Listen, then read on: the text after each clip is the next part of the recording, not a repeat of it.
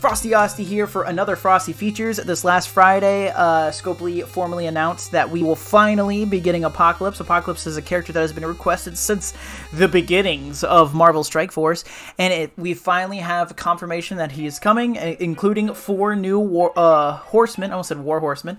4 new horsemen, and the horsemen will not be an incarnation that has been in the comics or whatever. So yeah, we're just gonna dive a little bit into the new upcoming Marvel Strike Force Toon Apocalypse, and just kind of cover some stuff. So quick note on Apocalypse. As a reminder for these Frosty Features, I typically stick, if I can, to Marvel 616, which is sort of Apocalypse's main realm anyway. But just be aware, for a lot of the characters so far in Frosty Features, they're not as expansive. For example, like Ghost Spider, it hasn't been in as much as Iron Man, right? So Iron Man is a lot harder to cover than like a Ghost Spider, because Ghost Spider's only been around since 2014 and only has been in a couple of runs, right? Apocalypse has been around for a while, and he's been in everything, and that he comes up all the time. He's a major character, so I'm not saying that I might miss stuff. I'm going to miss stuff, and what I tried to do with this one is just to hit some major points that I found interesting, that might not, not necessarily from X-Men the Animated Series or some video games, but just some interesting, cool stuff that might be useful to know, or you might find interesting about Apocalypse. There's a lot more to Apocalypse, and I haven't read everything Apocalypse has done. So with that, let's get started. So, Apocalypse. So, just to go ahead and start off, this is old enough that I want to point this out. When I was a kid, I would read books and stuff like that. My family would take me to the movies. And anyway, so I had read so many books. We did accelerated reader, which was like this thing that you could do where you take tests and you get points and the school cheers for you for no reason. Anyway, I got a lot of those points, AR points people call them, and my uncle took me to X-Men, the first one, X-Men 1, and he bought me a Marvel Encyclopedia, and this picture is the picture from Marvel Encyclopedia of Apocalypse. So the reason why I chose this picture specifically to add on to this graphic is because this is my introduction to Apocalypse. When I was a child, when X-Men 1 cut came out, you can date me with that. So anyway, this is one of the versions of Apocalypse. Ignore the Apocalypse from Age of Apocalypse movie. Ew. His name is Insuburnur. Oh, by the way, this is going to have a lot of me mispronouncing names. Apocalypse, his name is something like what I just said. So I apologize in advance for mispronouncing names. So the Marvel writers made this to translate as the first one, but apparently it's wrong, because they wrote this before the internet was a huge thing, because he's from 1986. So, his first appearance was a cameo in X Factor number 5 in 1986, and he ended up actually ended up being his character was shown in X Factor 5, but he actually was first, actually used in X Factor 6. So oddly enough, he's not first an X-Men villain, he's first an X Factor villain, so it's kind of neat.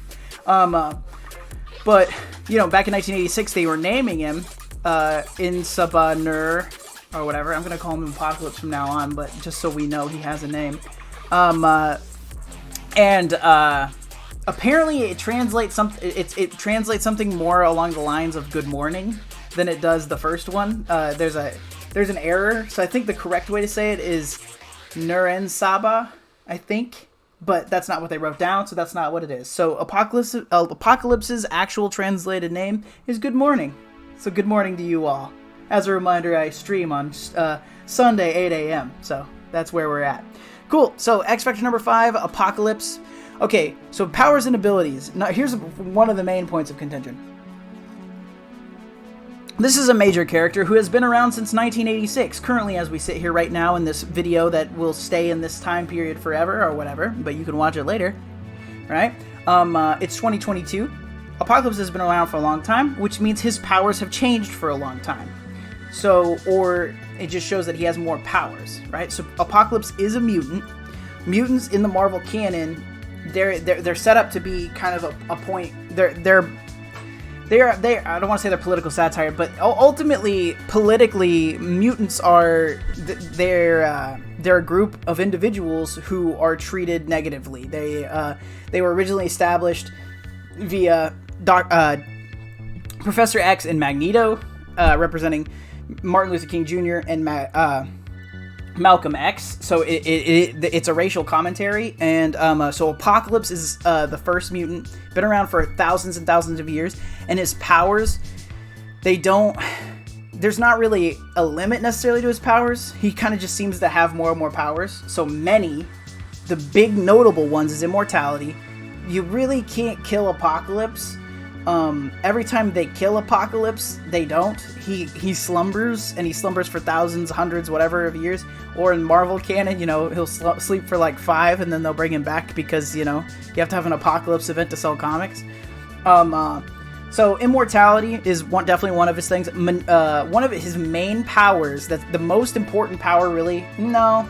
The second most important power that he has is molecular manipulation. He can manipulate all of his molecules, so he can make himself grow. He can change his body shape. He can heal wounds. He can kind of do all sorts of things within that. And then his most important power is power augmentation. So he can and I think it has something to do with the molecular manipulation, but ultimately he can touch, or he can grant other mutants powers. He can grant any other people other powers, and he gives them cosmic abilities because he was just a mutant at the beginning, and then he made deals with the Celestials, and he got Celestial technologies, which enhanced his powers and gives him the ability to enhance other people's powers as well. So, Apocalypse is kind of all over the place as far as that working. So power augmentation, molecular manipulation, sorry, I'm having words trouble today, immortality, and many, many other more. Telekinesis, I think he has technikinesis, he can fly, just all sorts of stuff. Aliases, Apocalypse. So once again, his name is Good Morning, but everybody knows him as Apocalypse. He was given the name Apocalypse. I don't know if I pointed this out later, so I'm pointing it out now. He was given the name Apocalypse by I'm having a moment. A Celestial. So, he was given that name. Set, the Egyptian god of evil. That is, he's also known as that. The first one, pertaining to his mutant background, and he who never dies, because he's immortal. Affiliations, the Externals, and the Four Horsemen. So he is the one that brought together the Four Horsemen. The original Four Horsemen, I'll talk about this in a second, are his kids. So, yes. Background, he was born Egyptian, and he was born with gray skin, and he was shunned and kind of thrown away just because of his gray skin, and he was picked up by a tribe who worshipped the idea of survival of the fittest, right? So, which is his entire base as a character, is survival of the fittest. So when I made that, I made a comment earlier in our stream that Apocalypse he's Magneto's ideology ramped up, right? So Magneto is like, mutants are superior, mutants should run the world. Apocalypse is like, mutants are superior, everyone else should be dead because mutants are the best. Who died? So typically, I started a thing where I talk about who died to make the person who they are. Apocalypse, anyone he thinks should die dies, right? Survival of the fittest. If you're not weak enough to survive, you don't deserve to survive. It doesn't matter if he's attacking you or if you're just, breathing, or you were just birthed. You shouldn't live if you're not strong enough to live. So, interesting points. In the Marvel canon, Marvel 616 and some other ones, there's a lot of techno-organic viruses. So these are viruses that inflict different things. Legacy virus, the techno-organic virus, it slowly starts to turn you into a machine, and it kills you, right? So these viruses came around, and when they kind of spur from Apocalypse, but essentially he takes these viruses and he absorbs them inside himself, with his molecular manipulation, and he makes them stronger, right? And he works with Sinister, and we'll talk about Sinister in a minute. He works with Mr. Sinister, and he actually uses these as weapons. He uses biological warfare, as well as everything else. Ramatut. The Nur's tribe, which is his name is Ensaba Nur, once again, sorry for pronunciation, was continuously attacked by this pharaoh who turned out to be Kang. So he was living with this survival of the fittest tribe, the Nurs, and they kept getting they were getting attacked over and over and over by Ramatut. And so Apocalypse disguised himself as a slave to get close to the pharaoh to kill him, right?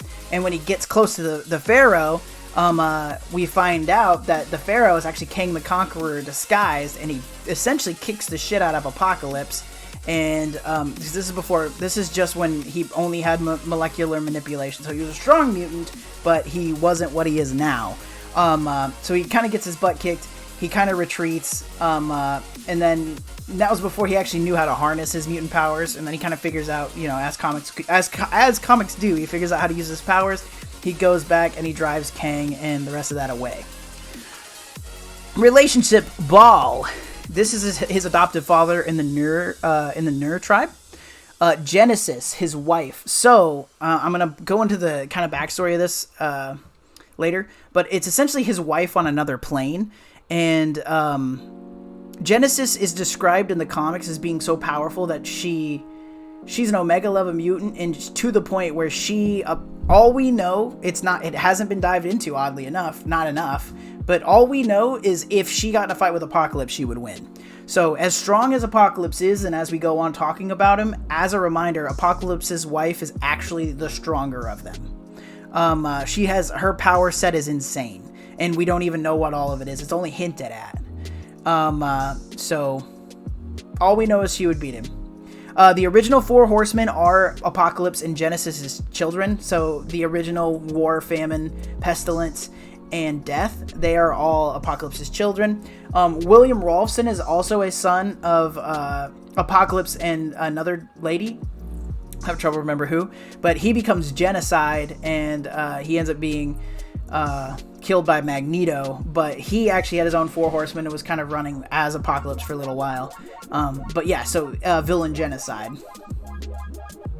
Notable events: Okara.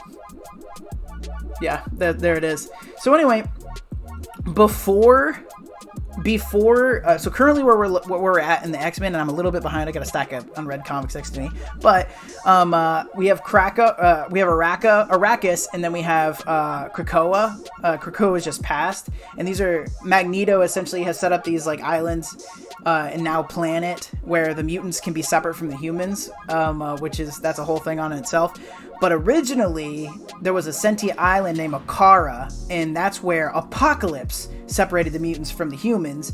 But they were somebody came and attacked them with this thing called the Twilight Sword, screwed a bunch of stuff up, and then as they screwed the stuff up, they had all these demons attacking, and they were fighting, and it came down to it, and it looked like they were going to lose.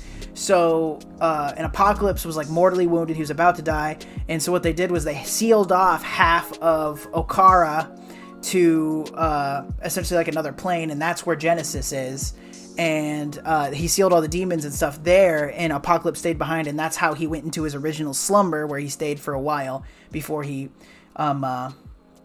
got his celestial power. So now Okara is legitimately Krakoa. Is the other half, so it's Arrakis and Krakoa, and now in the comics, Arrakis is the mutant paradise, and it's Mars.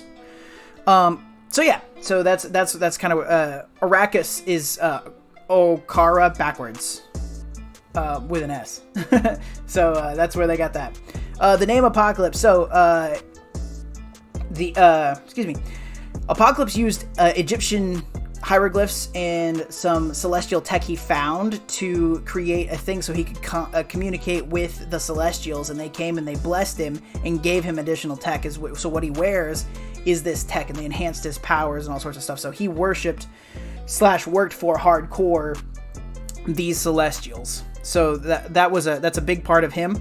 The reason why he's even stronger than he was originally is because he adds to his power. He adds to himself like he adds to other people when it comes to the Horsemen, like with Archangel and stuff, like most people know. So in this, Mr. Sinister, in the 1800s, Apocalypse is awakened, and he runs into Sinister, before he was Sinister, and he essentially kind of befriends Sinister and gives him powers. Sinister becomes Pestilence, and they make the techno-organic virus, and this also spurs Mr. Sinister's obsession over Cyclops and Jean Grey, because they time travel and fight Apocalypse and Sinister, and Apocalypse kind of captures them for Sinister and lets him do some experiments on them. So due to Apocalypse's like changing of Sinister, or like altering him, that's how he becomes, he's Dr. Essex, he becomes Sinister because of Apocalypse. So Mr. Sinister wouldn't be Mr. Sinister without good morning Apocalypse. So also Cable. So Cable's a big deal in the Apocalypse storyline. He's sort of made to rival Apocalypse, to the point where Apocalypse and Mr. Sinister make the techno-organic virus to slow Cable, because Cable is supposed to be the mutant that can beat Apocalypse. He's like the strongest mutant that can do that. And also in the Age of Apocalypse storyline, X-Man, the alternate version of Cable, is also kind of, he is that strong. He's sort of like a Superman, and Cable is so strong, and his coming is so important, sort of like a Marvel baby Jesus. When he's born, it awakens Apocalypse because of how powerful Cable is as a mutant when he wakes up, right? So Cable is actually made originally to rival Apocalypse, and Mr. Sinister secretly always works against Apocalypse, trying to best him, which is why Cable kind of happens the way he does, because even the creation of Madeline Pryor is all to try to get Cable to be born so that Cable can defeat Apocalypse. So everything Mr. Sinister does actually is also, he works for Apocalypse, but he also is constantly working against him. So this is a picture of the original Four Horsemen with Apocalypse, so those are his children. And then there is Cable and Apocalypse going at it. And a lot of people sleep on Cable, but Cable actually is a very strong mutant, and he's supposed to be just absolutely crazy. All right, and to finish it off, I like to talk about power levels. So I break power levels down thusly. Multiverse. A multiversal power is somebody who can end all of existence kind of at their whim, right? Not just their universe, but every universe. They can snuff it out and restart it or whatever. So multiversal. Universal means they are a threat to a galaxy. They essentially could destroy a galaxy or solar system kind of situation at whim, right? So maybe even destroy their universe, but not necessarily all of they may have to go to another universe to destroy it. So that's universal. Cosmic is global devastation. They can destroy a planet. So they can take out a planet with ease. Nuclear means that you could take out like essentially a city in one hit. You could take down Sinister's Quest says Cable is OP in Marvel 2. He's got a single button spam projectile. See? Cable is OP. Proof. So Cosmic, destroying that nuclear, destroying a large city in one shot, or maybe up to a country. So there's a kind of a range there. City is sort of a catch-all, but a city is essentially somebody you could knock down a solid brick wall, maybe a building. You're kind of looking at your friendly neighborhood hero at that point. You see what I'm saying? And then Greg. Greg is the undead Asgardian that Hela spawns, and on a good day, I could probably take out Greg. Right, so he's more or less. I equate Greg to being essentially the strength of a human, right? So in Apocalypse's case, he's cosmic, right? So he can take out large-scale things. His entire bag is planetary domination, and in the Marvel world, Earth is just this place that is. It's legitimately a beacon of strength. So it is probably in the Marvel universe. It's the hardest place to take over. So Apocalypse has a lot of trouble with it. He has powers that would allow him to destroy a planet if needed. But that's not his goal. His goal is domination. It is not eradication. His goal isn't to kill everyone. His goal is to control people, right? Or to make sure that only the fit survive, right? So cosmic level strength. He's one of the stronger people in the Marvel universe. As you go up in this scale, the amount of people gets much more scarce. So as far as cosmic, that's kind of where he lays. So that's all I really have to say on Apocalypse. Like I said, Apocalypse has a lot of stuff. There's a lot of lore. There's a lot of major things I didn't even touch on. But I wanted to kind of bring up some stuff that maybe you hadn't heard. If you want to learn more about Apocalypse, definitely check it out. There's a lot of stuff. I'm sure when Marvel Strike Force release more of a breakdown, they'll have a little bit more basic information on him. I just kind of want to do a little bit slightly more deep dive, but not too much. He's been around for a while. But anyway, let me know what I missed in the comments. Let me know what you thought. Give me a like. Hit that subscribe button.